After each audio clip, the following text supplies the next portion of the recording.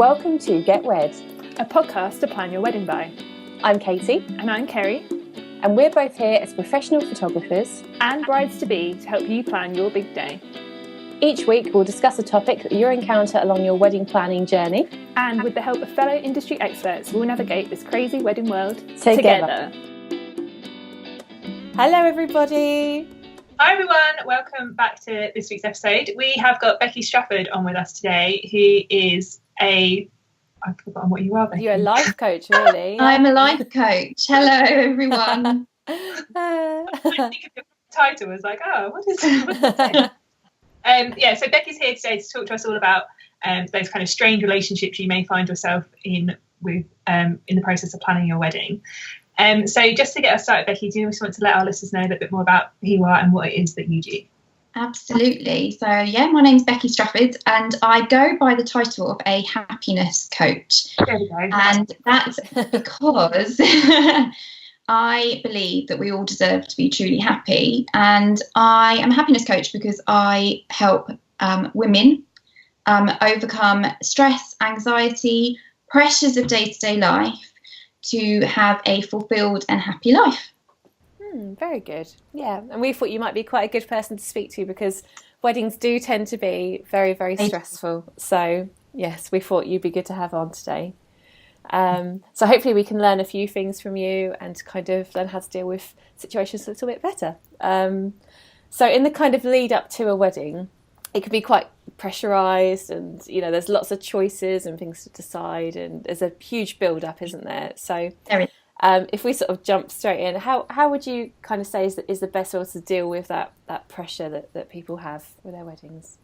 So I think there's a massive amount of pressure on women in particular to plan a wedding. I think culture has put a lot of pressure on us because we have this demands to make sure that we're having the best day of our lives. We have to make sure that it is not only fulfilling our dreams, our fiancé's dreams, but we have those added pressures and demands from our parents, our prospective in-laws, the aunt and uncle that you might see once every 5 years will have their say, and it can be extremely stressful.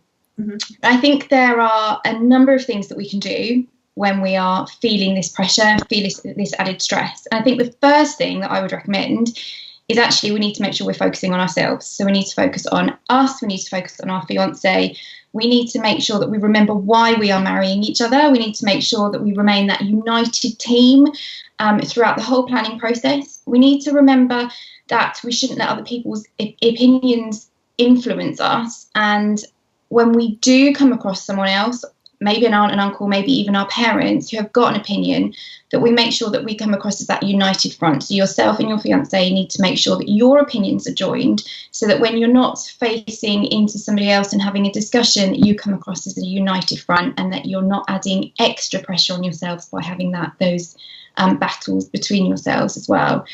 And it's really important to manage everyone's expectations. So make sure that you are clear on what it is that you really want from your wedding and your purpose, and make sure that they're aligned with your fiancé's dreams and visions.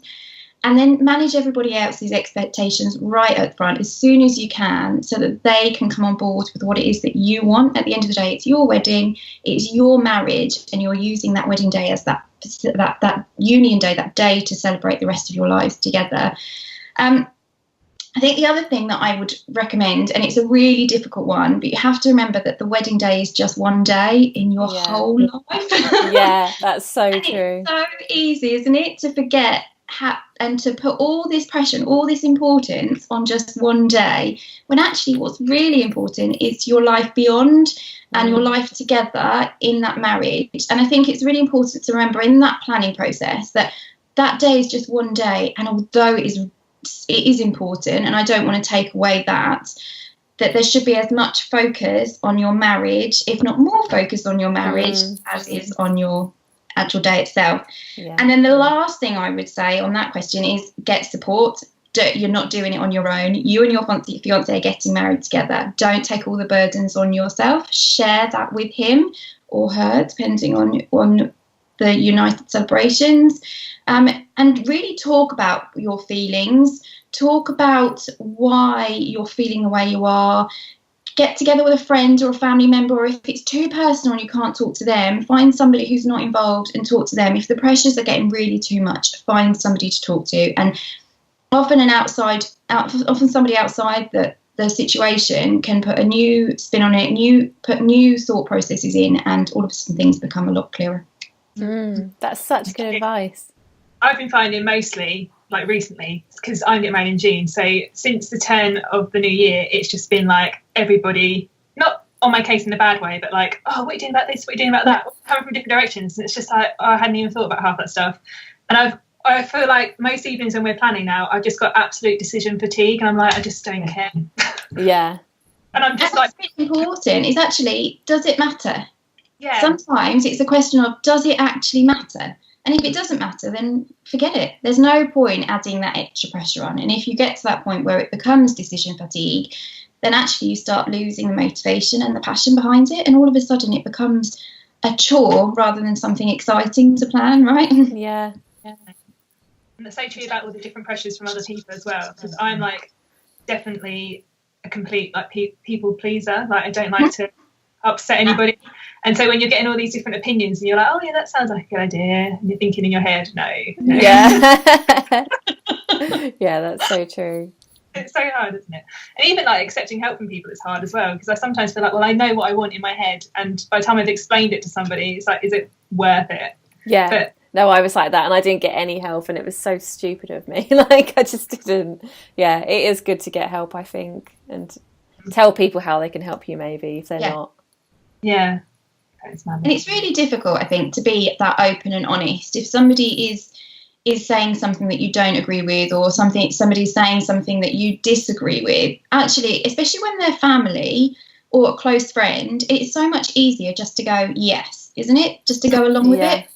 But then internally, you're having this battle and you're saying, I don't want it, which causes that extra stress. Well, actually, if we can just take a deep breath and go, actually, no, I don't want it like that. We don't want it like that. We're going to do it this way.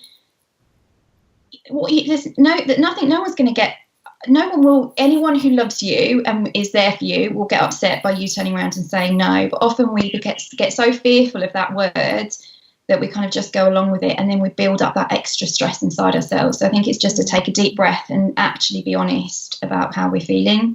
Yeah, that's very true. So do you have any tips for how to deal with anxiety in the build up to the wedding? Yes, I've got 3 things for you. Good. I'm looking forward to this. I love telling a story, okay, and I love telling stories about my wedding, and I can talk for hours about it. But I wanted to share this with you because the day that I got married, I had a whole host of stuff going on in my family life, and so my husband had left. We stayed the night together. We lived together, so we didn't sleep in separate beds the night before. Sorry. Oh, that's cool. So he left that morning. He went off to the hotel where we were getting married. I stayed at home, and then I welcomed my wedding party to my home where I was having my hair and my makeup done, and then we were going off to the venue to get ready. So I was getting dressed at the hotel. But I had in my wedding party my mum and my dad who had divorced. Mm-hmm. So I was constantly battling whether or not there was going to be arguments going on between them. I had 2 stepdaughters, aged 7 and 10, who weren't necessarily the most well-behaved children. So I was battling with whether or not they were going to be well-behaved, whether they were going to fight, whether they were going to stamp their feet in demand for their mum. I had a sister who was about 20 weeks pregnant, but had been suffering really badly with hyperemesis gravidarum, so was in and out of hospital with morning sickness. And I was stressing about whether or not she would actually make it through that day without having to be admitted into hospital. My best friend, who was also my other bridesmaid, had 3 days previously split up with her boyfriend. And I was also 7 weeks pregnant and had everybody just running around me, stressing about whether or not I was eating, whether or not I was like going to need to sit down, whether or not I should pick up that petal that had fallen on the floor. You know. I was literally just constant, like in the stress mode that morning. I was like, is that going to happen? Is that going to happen? And I found that actually I wasn't enjoying it at all. No. And it's really difficult because you absorb everybody else's feelings, so you're constantly putting all of this added pressure onto you. But there was this particular moment after I'd got to the hotel where I'd had my wedding dress. I was in my wedding dress, and it was January, and so it's cold, and I was absolutely adamant I wanted to wear this big white fluffy stole, this big white thing to keep me warm, and I couldn't get the damn thing done up.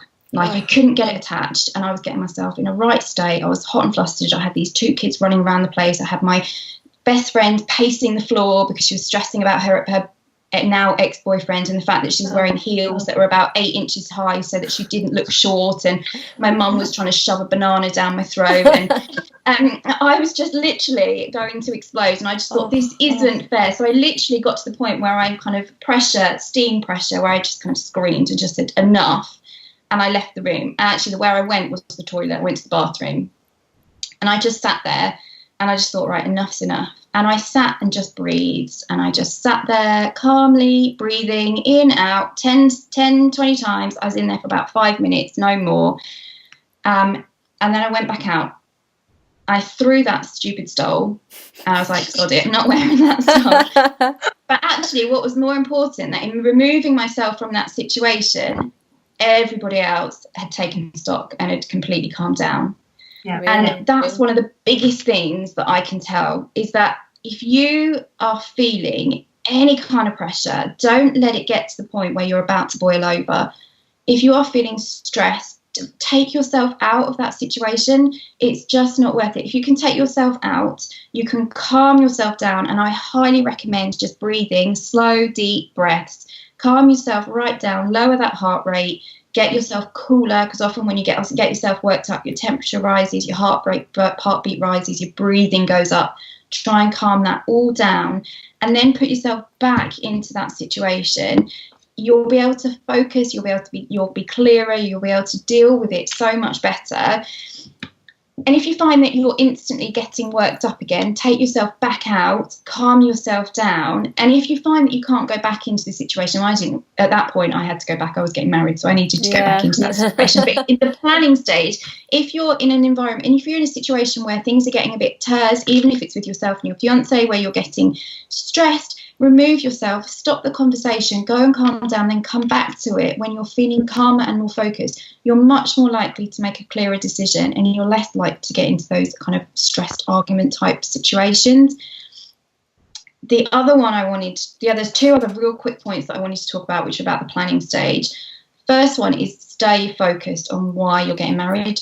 Like, why is it? It's so easy to get caught up in arguments over what type of flowers you're having, what transport you're having, and you find yourselves fighting with, no matter whether it's internal battles, whether it's disagreements with your fiance, with your mum, or whoever it is, your best friends about the bridesmaid dresses, is actually come back to it. Does it matter? And we talked about it, didn't we, Kerry? Does it actually matter?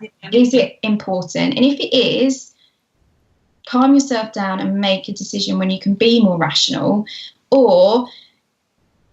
And I'm pausing because somebody's just pulled into my driveway, so let's see whether or not we're going to have somebody ring my doorbell. No.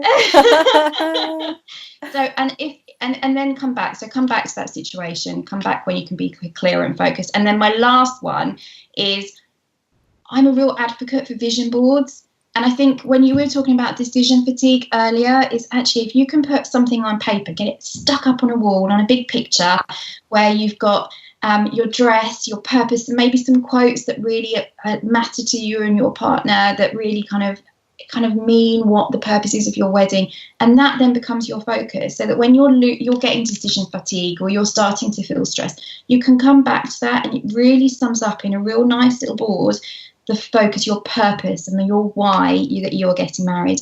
And that will just bring everything else won't matter, and you'll be able to become instantly clearer and be able to make decisions so much better. That is such good advice. Yeah, I was going back to your first point about the morning of your wedding, when it was that stressful.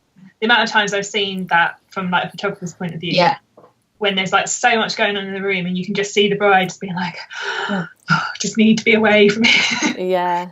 It's so common, isn't it? It is so common, and it's the best thing you can do is just to tell everybody either just to leave you alone, just go away. Yeah. Or even better is plan into your, because you'll have a time, you're like, if you're anything like me, I was planned to the minute of what I was doing when. plan some time in where actually in that morning, in those first hours when you're getting ready, to plan in some 10 minutes where you can just take yourself off and be quiet on your own. And even later on in the day, once my husband and I got married, we then went and stole half an hour together where we just actually did nothing, but we just sat and drank a glass of champagne. Well, I didn't drink champagne because I was pregnant, but he just didn't. He enjoyed the champagne. Yeah, for you. And we just sat for half an hour, just the two of us, and we closed ourselves off in a room and we just said no to everybody else, just so that we could take stock, because it's so easy to just get carried away in the whole day. Definitely. No, I could have done with 10 minutes in the morning. I wish I'd thought of that before. I think you also have to think about the people that are with you in the morning as well, don't you? So like, I know sometimes it's the bridesmaids that make the whole thing more stressful, and sometimes think about the people that you're going to have there can really make a difference to how you end up going into the day. So yeah, definitely. Yeah, and they do say there's a lot, like if you would, a lot of people will absorb, especially in that you're in a quite a vulnerable state on the morning of your wedding, because your emotions are really raw, because it's a massive thing to commit to somebody. And I think when you're in that vulnerable state, you can absorb other people's emotions really easily. So if you're surrounded with negative people, you're going to be absorbing their negativity. So if you can find a party of people and so be with people who are much more positive and much more happy and much more excited, then you're much more likely to absorb those feelings as well, which will take over any kind of anxiety that you're feeling. Yeah. No, that's good.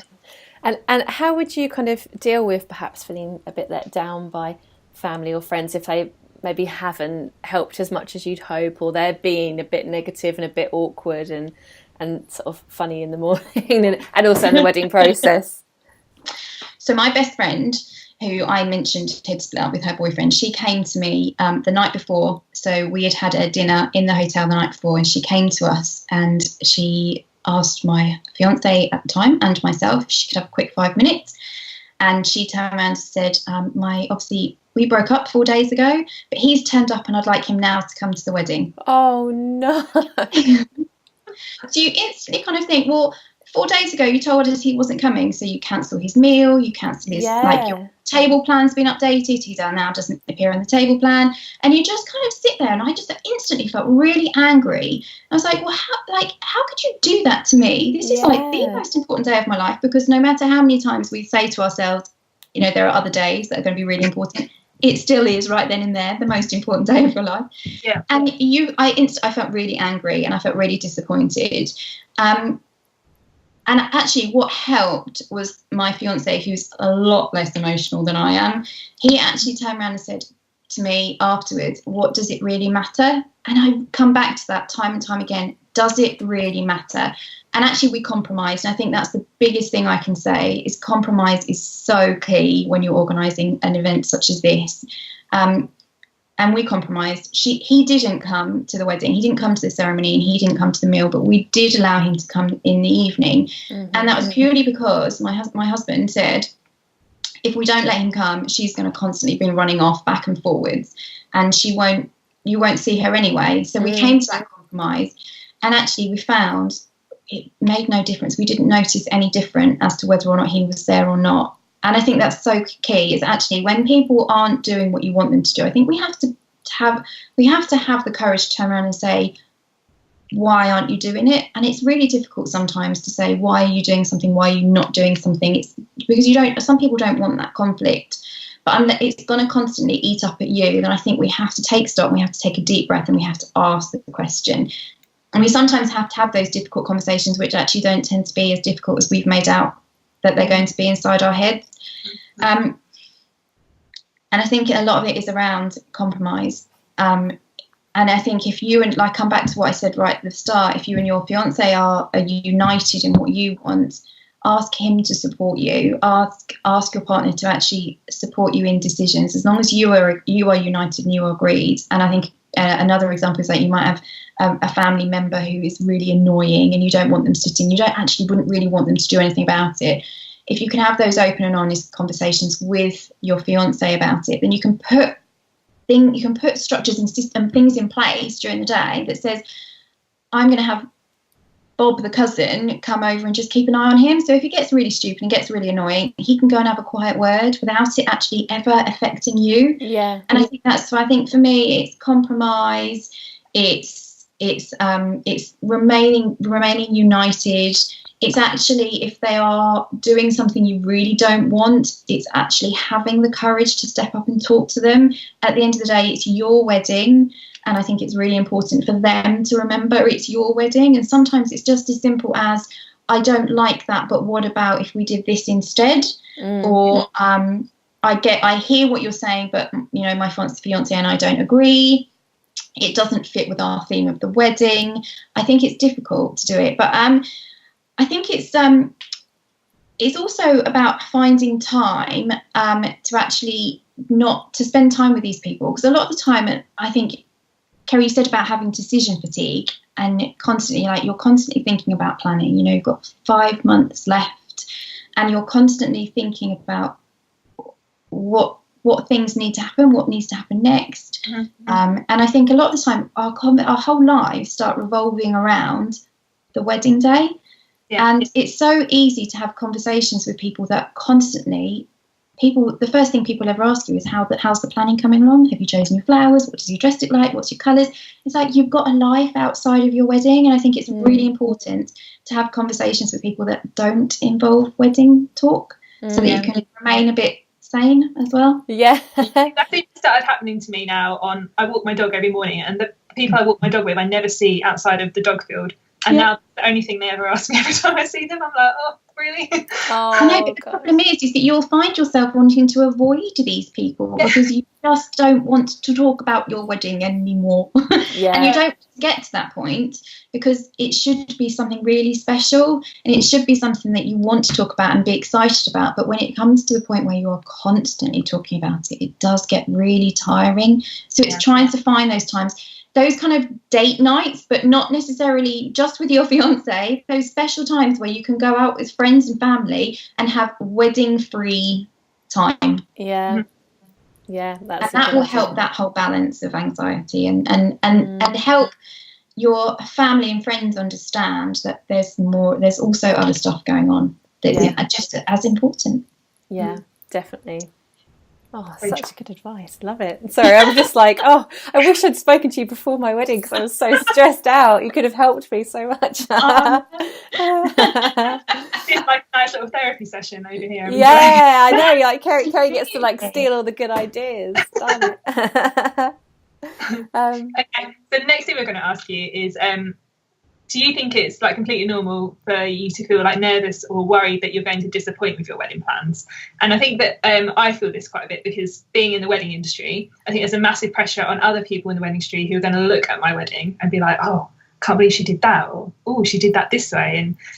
And is that normal? Or is that just a weird pressure I put on myself? That is totally normal, and it comes back to this whole cultural pressure that there is, because, and I think, definitely working in the wedding industry, you've got it even worse. I think it's even worse for you, because like you say, you have got people that are going to look to you and say, wow, she did it that way, or oh, she's done it that way, I want to do it the same way, or oh, that's interesting, I wouldn't necessarily have chosen that. And I think it's really difficult. You only have to look in a bride magazine to see the standards that we all have to live up to for our wedding day. The elegant flowers, the amazing displays, the dresses, and the expense that people commit to for a wedding itself is actually, I did a wedding on a budget, and I don't have any problems with that. But then other people that spend 10, 20, 30,000 pounds on a wedding. And I think it's really difficult. But I do think it's also very normal for people to judge and to criticise. I think that's human nature. And I think it's absolutely perfectly normal to feel nervous and worried and scared that you're going to disappoint. But it doesn't make it right. So although it's normal, it doesn't make it right. And I think one of the things I want to say is any kind of change, whether it's getting married or whether it's having a baby or whether it's moving house or changing jobs, it's scary. And I think we have to first of all accept that what we're going through is change and that it's normal.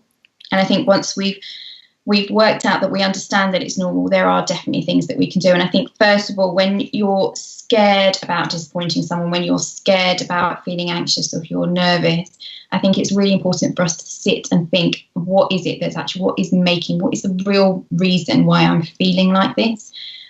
And I think once we've worked out what it is why we're feeling like this, we can then do something about it. And it could be something as simple as, I'm really scared that my guests aren't going to enjoy themselves. And once you start thinking about it, well, why am I so scared that my guests aren't going to enjoy themselves? Is it just that I am so scared about putting on a really big show and a really amazing day and a real fun day for everybody to involve, rather than just sitting there watching my husband and I say I do? I think the only way you can do that is actually speak to people and have the courage. Again, it comes down to having that courage to talk to people. If you're scared about doing something, then ask them. If you're scared that they're not going to enjoy themselves, just ask them. Say, this is what we're planning. Do you think it's good? And I think most of the time, the reason why people come to a wedding is because they actually want to share in that enjoyment, not because they want to enjoy an amazing 3-course meal and to put on a pretty dress. They actually want to share in the unity of that couple. And I think it's really difficult when you're organising something to forget why people come to a wedding and why they want to come to your wedding. I come back to that annoying uncle that I had. And I think it's really important to understand when you're feeling nervous about maybe somebody that's going to be really annoying on the day, or something that's going to do something that you don't like, but you can't not invite them. It's about thinking, like, does it matter if they do something that you don't like? Because there's going to be so many other people there that's going to distract you, and you're going to be so wrapped up in everything else that's going on. Does it really matter? And if it does matter, put someone there that can help you. But I think one of the big things I will keep coming back to, there's probably 2 or 3 things that are really important throughout the whole process, and that's breathing, that's having the courage to step up, and that's actually keeping focused on your purpose and why you're actually getting married, and that comes down to the love that you have for each other. And the breathing one for me, when it comes to stress and anxiety, is the easiest thing to do. When you're feeling nervous, when you're feeling worried, is just calm. Once you've calmed yourself down, you can instantly see things in a much clearer fashion. And I think that's so true across everything, not just a wedding day. But if you're just feeling stressed about anything, is once you've done breathing and you can calm yourself down, you can instantly feel clearer about any situation. What are your sort of tips for breathing? Do you have any special sort of things you? So make yourself comfortable. Lie down or sit. Feet. If you're going to sit, make sure you've got both feet on the floor, because it's really important to feel kind of grounded. So either lie flat or feet on the floor to feel really grounded. And then it's about just make sure the room is quiet. Make sure it is comfortable from a temperature point of view, because you don't want to be cold and you don't want to be hot. If possible, draw the curtains, dim the lights, make it quite relaxed. If you are into kind of candles or anything smelly, make sure there's something really nice smelling. So burn some incense or a nice candle that you enjoy. And then it's literally about slowing it down. So you kind of want to do breathing in and in through your mouth, kind of like a fitness, in through your mouth, in through your nose, out through your mouth, and just keep it really calm. And I think what's really important as well is if you can do breathing, so almost count 1 to 5 in and then a slower breath out, 1 to 7 out, is if you can try and clear your mind of everything as well. So take your mind completely away from what it is that you're feeling anxious or stressed about.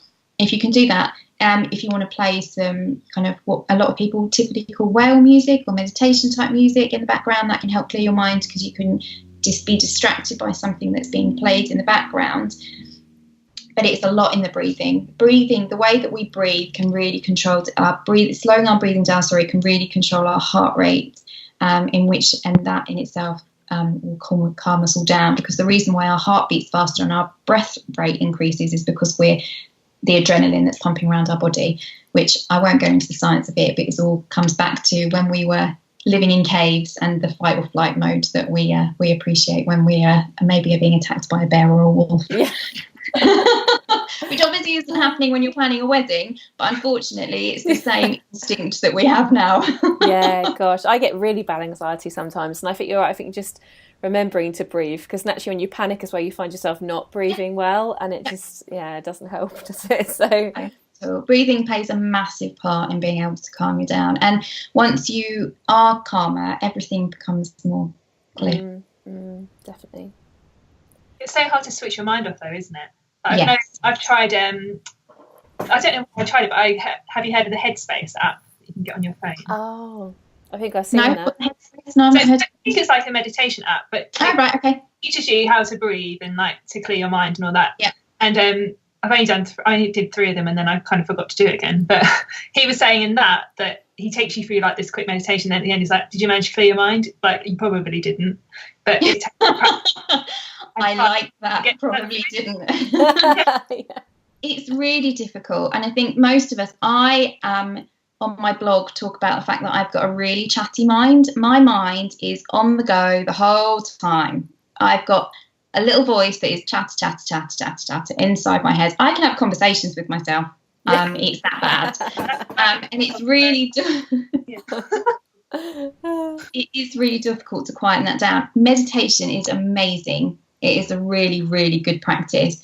And a lot of the time, to jump straight in and try and meditate by yourself is really difficult to try and quieten that mind. But if you can have something which is known as guided meditation, or what I use is guided visualization, then it can help you completely clear that mind, because your mind is actually listening to what that other person is saying. And I think the big key is when you finish that meditation or visualization and you kind of think, oh, I don't remember what happened over the last 10 minutes, because your mind has been completely cleared. And if you can have a practice of that, and I do my guided visualization either before I even get out of bed, so I will do it before I literally even when I wake up, I will do 10 minutes, or I will do it before I go to sleep. So either way, I'm in bed so that I'm comfortable and I'm relaxed. The best time for me is in the morning, because it means that you can wake up and you are calm and peaceful and serene, and it means that you are not starting your day in an anxious, stressed state. Yeah. And is that the kind of thing that you offer with like your coaching that you do? So yeah. It is. So visualization is one of my key things. I talk a lot about something called the law of attraction as well, which I have not got time to go into now, but there's loads to talk about it on my website. It's about making sure that we are positive and we attract lots of positive stuff into our lives by thinking the right way. But visualization is something I do a lot, and guided visualization is something that I've actually just released my first guided visualization, which is a guided journey into a tranquil and serene world to make sure that you are feeling peaceful and calm, so that you can welcome a bit more happiness and positivity into your life. So yes, and it's something that I teach. It's something that I feel very strongly about, because I think if we can be calmer, if we can be more relaxed, then we are likely to be more focused, we're likely to be more motivated, in which time we are reaching and realising our goals and our dreams quicker, which means we are going to be happier. So yes, it's something I feel very passionate about. And how long have you been coaching for? My goodness, officially I've been officially under my life coach banner, I've been coaching now for 6 months. Unofficially as a mentor within the corporate world, within friends and family, as they turn to me for support and guidance. It's been almost a natural part of my life. I would say I've been doing it for about 9 years. Wow. That's really cool. And you can obviously offer that service for, it doesn't have to be obviously weddings, you can do that any aspect of life. No, and a lot of women that I work with are mums, so they are juggling the stress of working and being a mother, or new mothers who are struggling with the just the new pressures of motherhood. I also work a lot with women in business who are struggling with the sort of the corporate ladder, who are struggling to fight their way up the career ladder because of the pressures on them to have and be everything that I think we still have in today's age, and that whole male-female gender barrier that we have in the corporate world as well. Wow, it's a really interesting job, isn't it? It's amazing. You do see some amazing things, but what's great is when I talk about happiness scale. So when somebody comes to me and works with me, I ask them where they are on this happiness scale, and what's great is when they finish, I ask the same question, and that's where the real joy comes, to see that they are so much higher on that happiness scale. That's where I get my pride from. Yeah, that's really nice. And how could somebody reach you then if they wanted to talk to you? So the best way to reach me is on my website, which is beckystrafford.com, and it's BECKYSTRAFFORD.com, Becky Strafford. And on there I offer a free, what I call a happiness planning session, which is a 45-minute session where you can talk to me about absolutely anything and everything. And if there is something that you're trying to figure out, we can figure it out on that call.